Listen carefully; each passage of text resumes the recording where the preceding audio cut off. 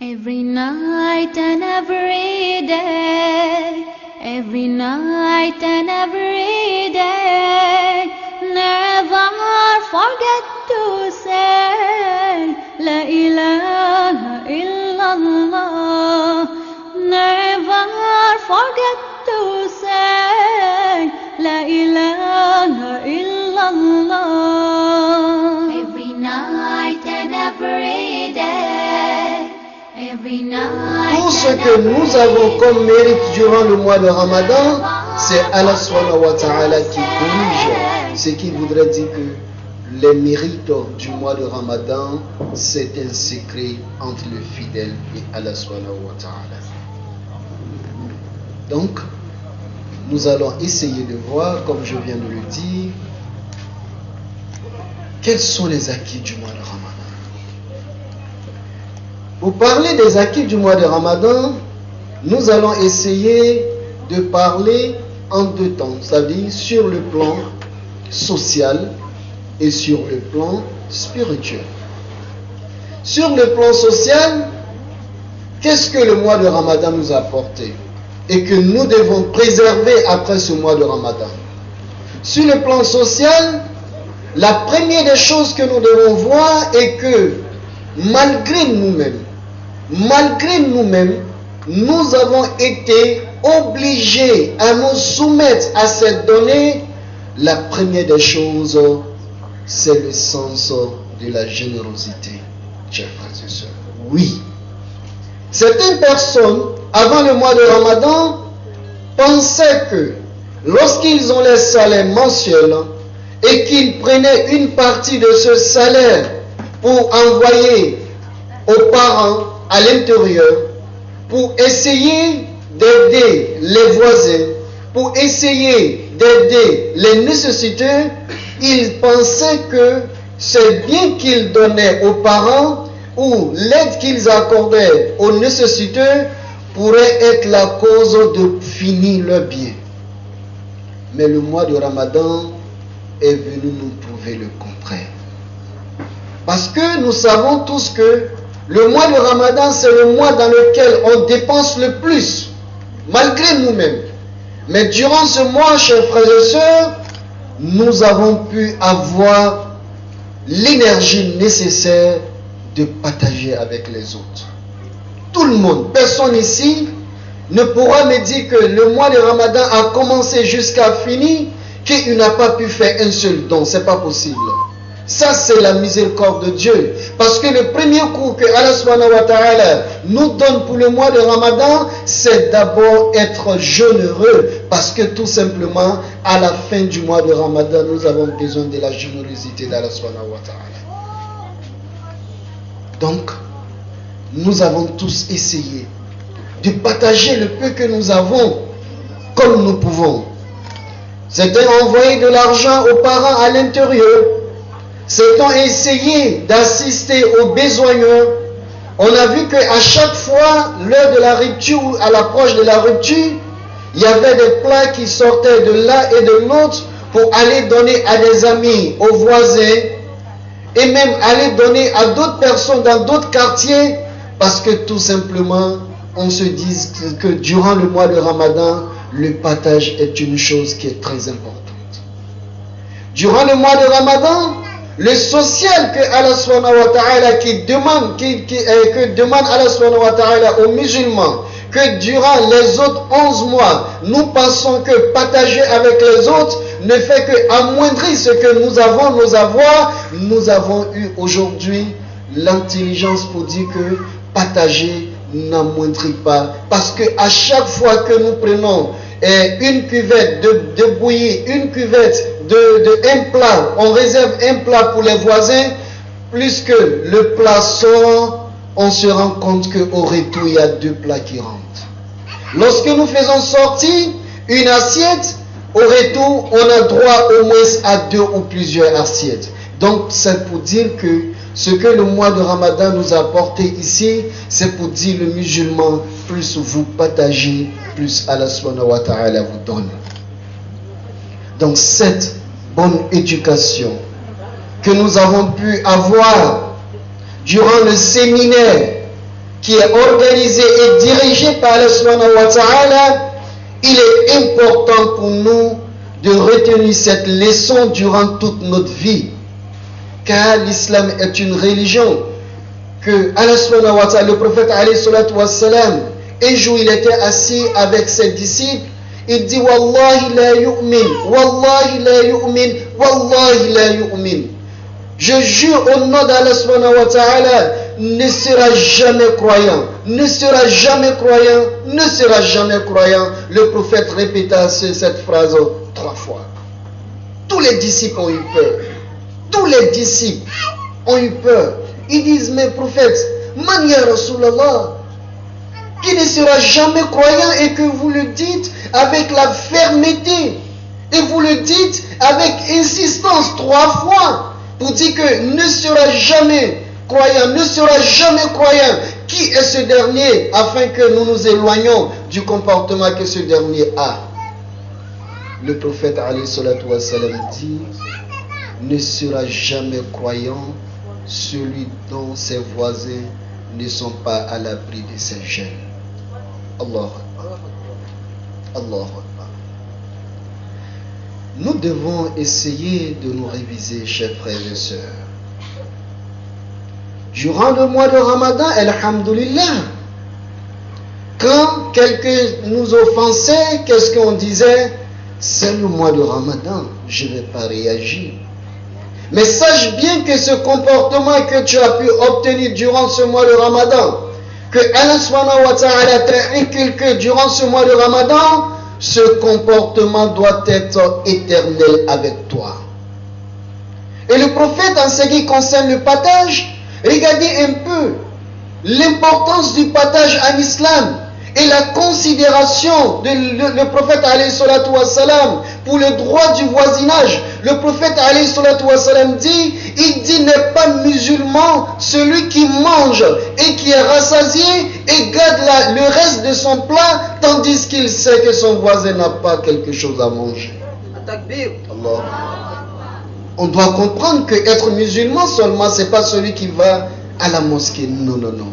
C'est pas seulement celui qui va au pèlerinage, mais c'est celui qui a le souci, qui se soucie de son voisin, qui se soucie de ses parents qui n'ont pas les moyens, qui se soucie de ses frères, qui se soucie de ses collègues de travail lorsqu'ils sont en difficulté. Regardez la nourriture, la simple nourriture, le prophète sallallahu alayhi wa sallam dit, n'est pas musulman celui qui mange, il est rassasié et le reste de son plat, il le garde tandis qu'il sait très bien que son voisin n'a rien à manger. Ne te considère pas parmi la communauté du prophète alayhi salatu wa sallam. Oublie. C'est des qualités. Quand on parle du musulman, c'est des qualités. Le musulman n'est pas seulement celui qui pense que la relation entre nous, c'est entre nous et Allah subhanahu wa ta'ala. L'islam est basé sur deux relations fondamentales. La relation verticale, que nous allons aborder le deuxième point, qui est la relation entre nous et Dieu, et la relation horizontale, qui est entre nous et nos semblables. Quel est le rapport si aujourd'hui on partait voir tes voisins? Quel est le rapport si aujourd'hui on demandait à ton propre frère?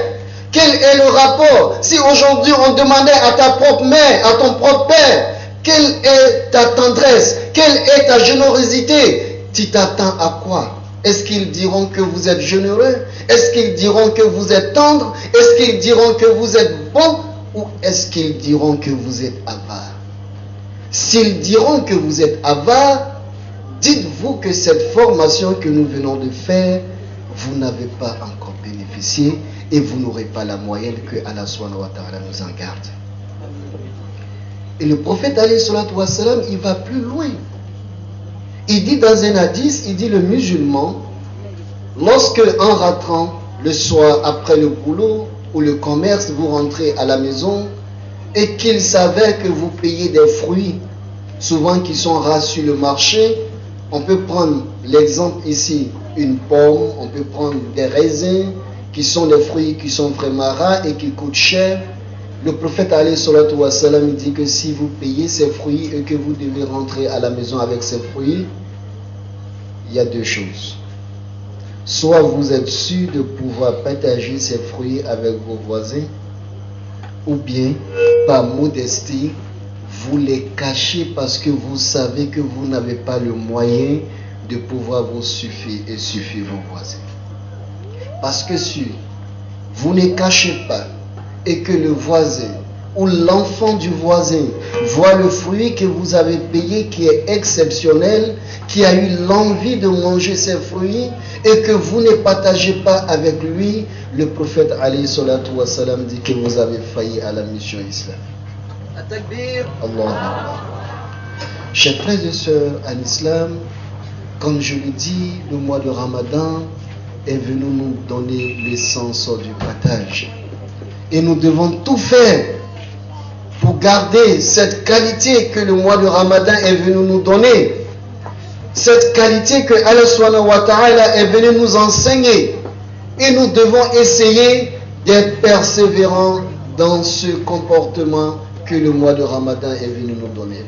Donc, chers frères et sœurs en islam, ce premier point est que le mois de Ramadan, effectivement, est venu faire de nous ceux qui partagent. Nous avons tous partagé et nous continuons à partager et nous devons continuer à partager même après le mois de Ramadan, qu'Allah nous donne la bonne compréhension. Et la deuxième qualité que le mois de Ramadan est venu inculquer à nous, c'est le pardon. Oui, on a pardonné à ceux qui nous ont offensés. Oui, on a pardonné à ceux qui nous ont trahis. Oui, on a pardonné à ceux qui ont été injustes envers nous. Et même lorsqu'on était en jeûne et qu'il arrivait souvent que quelqu'un nous offensait, on disait, je suis en jeûne. Le jeûne me demande de ne pas de ne pas répliquer ce que tu as fait. Donc, ce pardon que Allah subhanahu wa ta'ala demande aux musulmans, le prophète Allah subhanahu wa ta'ala à travers plusieurs versets du Saint-Coran, Allah subhanahu wa ta'ala nous dit wasta'inu bis-sabri was-salat, aidez-vous, demandez l'aide d'Allah subhanahu wa ta'ala à travers le pardon et l'endurance dans la prière. Sachez bien que Allah subhanahu wa ta'ala est avec ceux qui pardonnent. On a pardonné durant ce mois d'Allah subhanahu wa ta'ala. On a pardonné aux hommes et nous nous sommes fait l'effort, violence de pouvoir dompter certains de nos comportements, qui est le troisième point. Comme je l'ai dit, on est un peu pris par le temps. Le premier point, nous avons eu plutôt l'habitude de pouvoir partager avec les gens. Et le deuxième point, nous avons eu l'habitude de pouvoir pardonner. Et le troisième point, nous nous sommes repentis vers Allah subhanahu wa ta'ala, qui est le point le plus important. Oui. Depuis le premier jour du mois de Ramadan,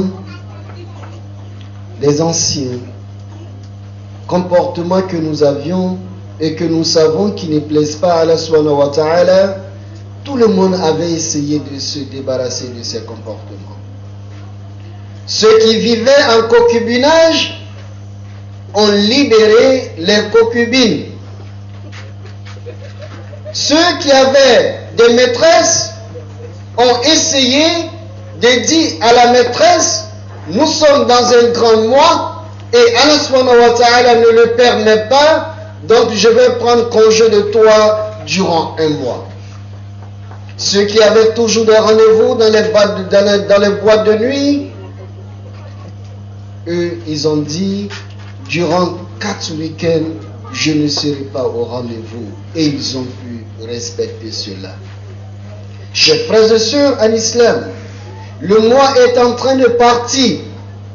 Et essayons de ne pas revenir dans ces mêmes habitudes, parce que nous sommes à l'école d'Allah subhanahu wa ta'ala.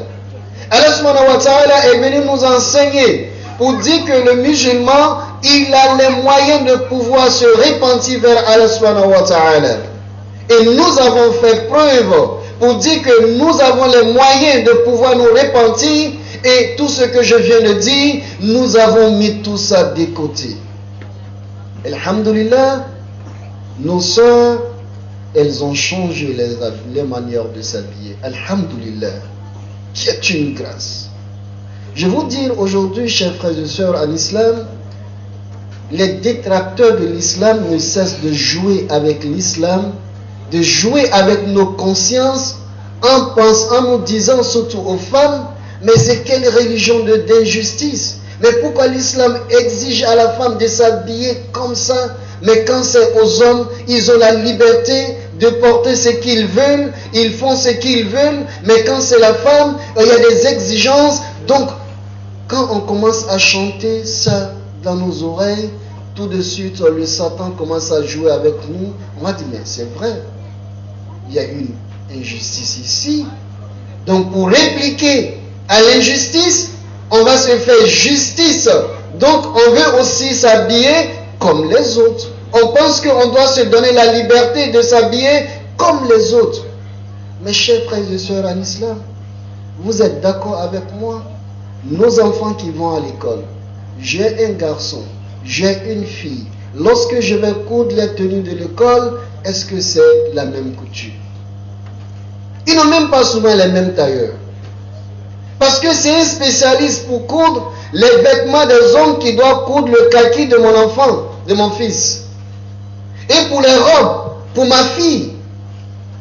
Mais pourquoi on ne se dit jamais, au nom de la liberté qui fait qu'on veut transgresser la loi d'Allah subhanahu wa ta'ala, pourquoi on ne se dit jamais qu'au nom de cette liberté, ma fille, au lieu de porter le bleu blanc, elle va porter le kaki et qui va être cousu comme le fils doit porter, et le fils aussi va porter ce que la fille doit porter. Pourquoi on ne le dit pas? Parce que le jour où tu vas faire ça, et que ton enfant va arriver à l'école, ils vont lui dire de s'y retourner. Et vous savez que vous allez perdre, parce que vous avez injecté de l'argent pour inscrire l'enfant. Mais si après tous ces efforts, on mettra l'enfant au dehors, parce que tout simplement, il n'a pas respecté comment s'habiller, mais et quand c'est l'islam qui nous demande, on trouve que c'est beaucoup trop. Aujourd'hui, dans quelle institution vous allez partir sans reconnaître ces personnes-là à travers leur tenue? Aujourd'hui, en Côte d'Ivoire et un peu partout, il y a des postes, lorsque vous occupez ces postes, vous êtes tenu de vous habiller en costume. Mais pourquoi on ne dit pas, mais au nom de la liberté, mais je peux porter un t-shirt, mais pourquoi pas? Mais pourquoi quand c'est les hommes qui nous disent, nous devons nous habiller ainsi, on est d'accord. Mais quand c'est Allah subhanahu wa ta'ala qui nous demande, on veut essayer de tenir tête, non. Soyons réalistes. C'est la religion.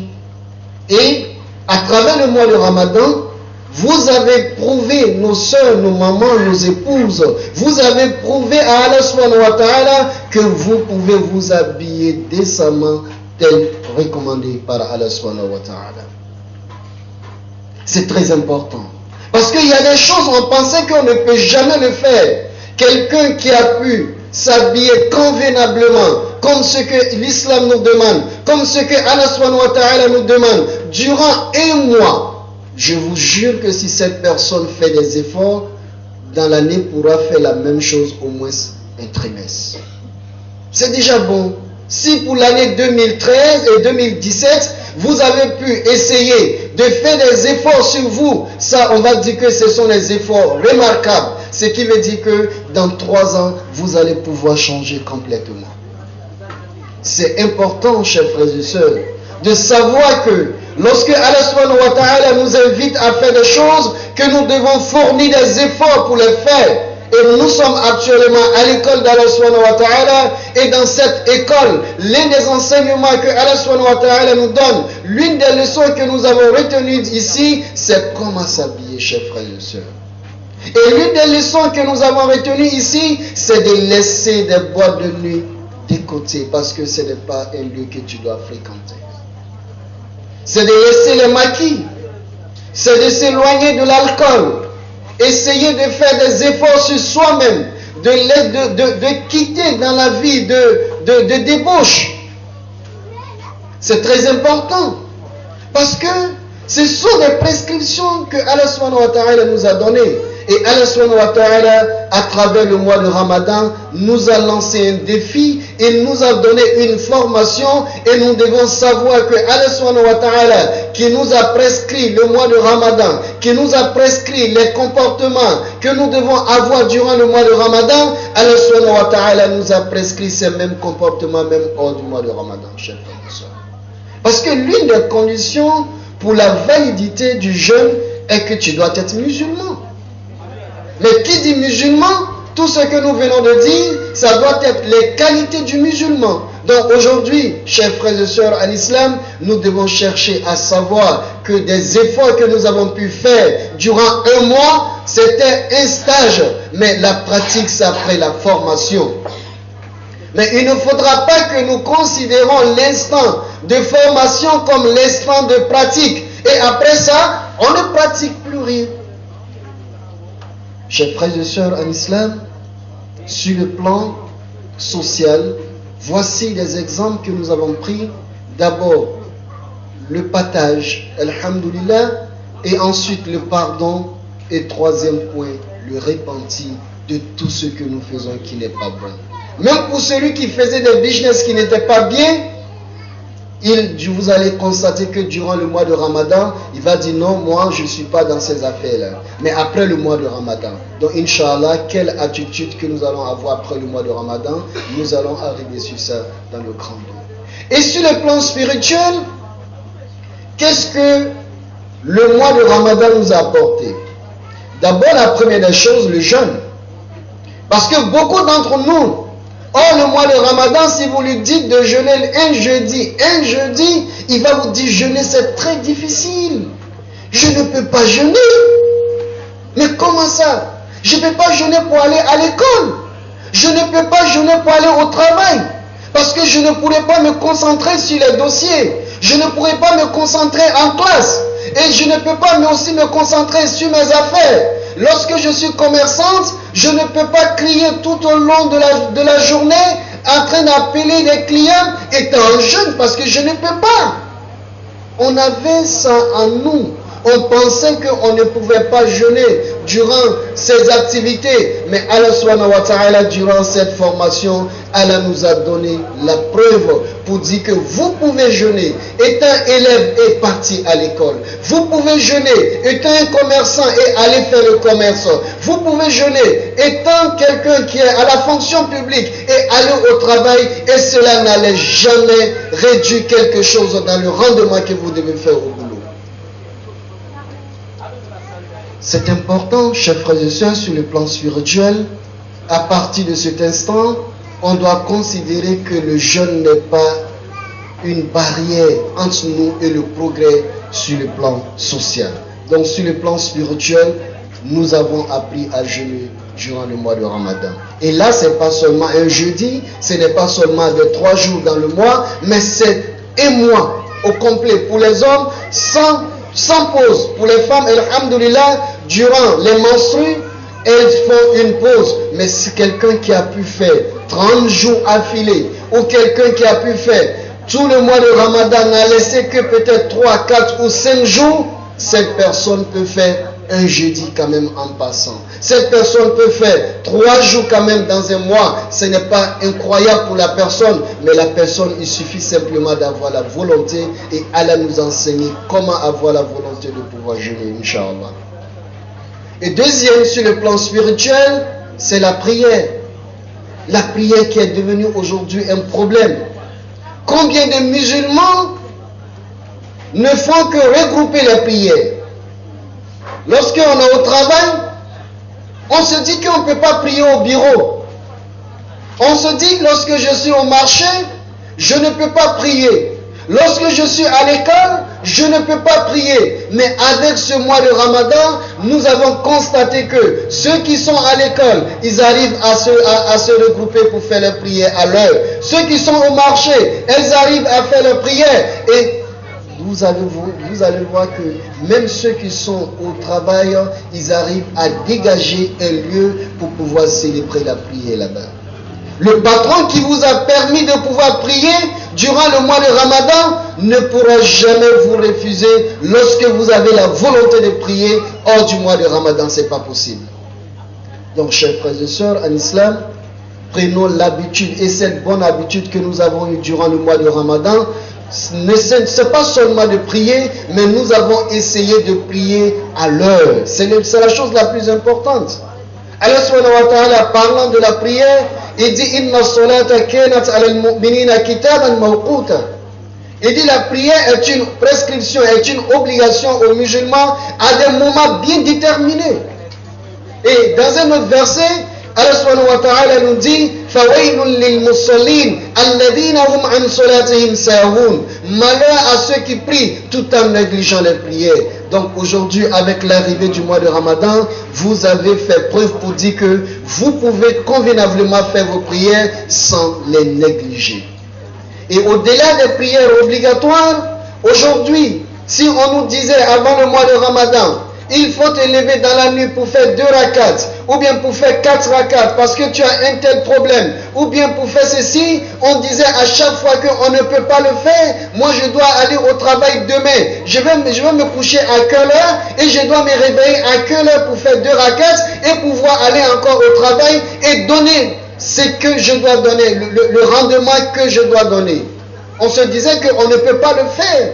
La prière nocturne pour nous, c'était réservé aux prophètes, c'était réservé aux imams, c'était réservé aux oustas. Mais aujourd'hui, avec le mois de Ramadan, on a compris que non, on peut faire la prière nocturne et aller au travail et être efficace durant toute la journée, chers frères et sœurs. Alhamdulillah, le mois de Ramadan nous a donné cela. Le mois de Ramadan, avec l'école d'Allah subhanahu wa ta'ala, Allah subhanahu wa ta'ala nous enseignait ces bonnes éducations. Et pour terminer sur le plan spirituel, la lecture du Saint-Coran. On constate aujourd'hui que lorsque tu rentres dans le salon des X ou Y des musulmans, vous allez trouver que on a les armoires bien vitrées, c'est le Saint-Coran qui est dedans, on ne touche jamais à ça. Parce que pour nous, on n'a pas ce temps. Je viens du travail, je suis fatigué, je ne peux pas prendre le Saint-Coran pour lire.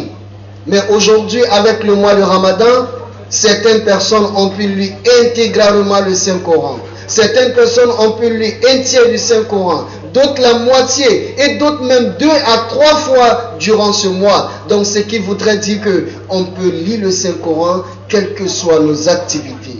Pour ceux qui ne savaient pas lire en arabe, beaucoup d'entre eux ont pris le temps pour regarder, pour feuilleter quand même au moins quelques sourates, la traduction de quelques sourates, pour pouvoir comprendre ce que Allah subhanahu wa ta'ala est en train de nous dire dans ces sourates-là.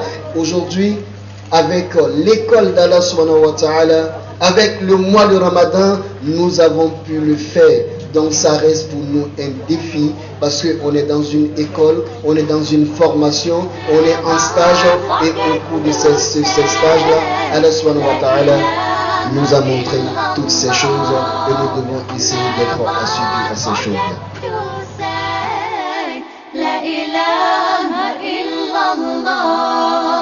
When you walk down the street,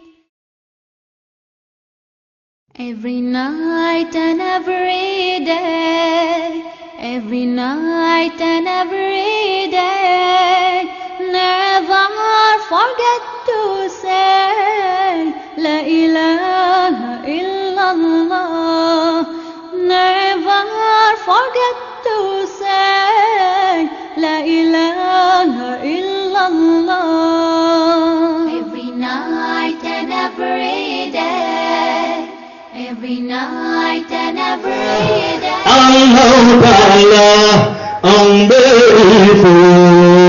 Amberi barikadaramu Yemin kaure herata here kabatoba Ambifo nyabla janna Antime fira kabakoham Bun abdullah onal Kabino kela, tonyo li ganna, otola tunana alama ci foi kama foine dan feu berajanimo nalako kanyeminka awoke nokera allahan kanu anta nurullahi fazara jita babal sirra rabbana alayka kala ya imam al-anbiya'i anta fil mustami'in anta lil aynaini dalil anta hamdul birin anta hadi wasafiyyu ya habibi ya muhammad ya nabi salam alayka ya rasul salam alayka ya habib salam alayka salawatullah alayka ya nabi salam alayka ya rasul salam alayka ya habib salam alayka salawatullah alayka. Takbir. Takbir.